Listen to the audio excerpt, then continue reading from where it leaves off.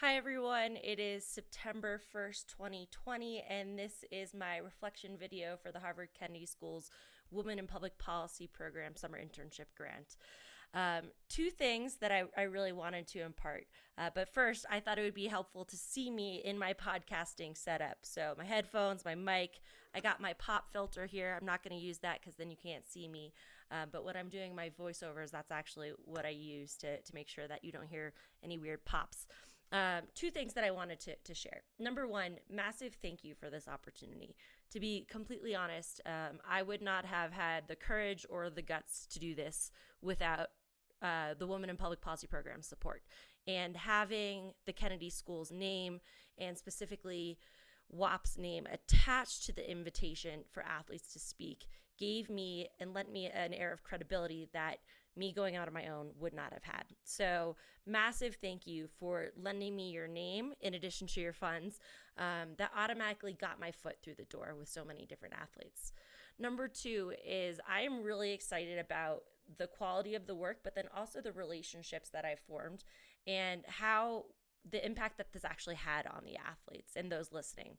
So, to quote Manasi Joshi, who is episode 2, she's the world champion in para badminton from India.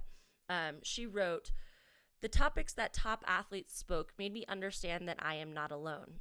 Like when Becky Sauerbrunn of the U.S. women's soccer team, who I featured in episode 1, spoke about inequality in pay and how people perceive women in sports differently from men.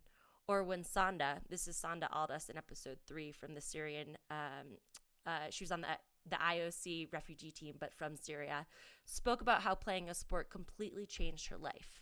This podcast helped me understand the power of sports, how it impacts lives, and the importance of sharing our stories with a wider audience. There are so many people going through similar experiences, and when they're able to relate, they feel like they're not alone.